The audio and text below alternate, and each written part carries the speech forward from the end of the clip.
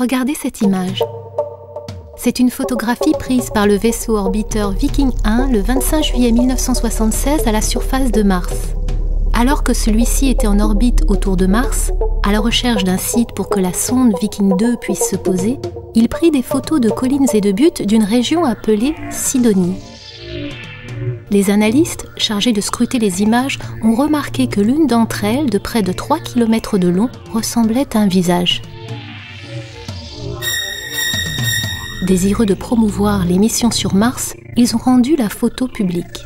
Le visage de Mars est devenu une icône pendant plus de 20 ans et sujet à toutes sortes d'interprétations.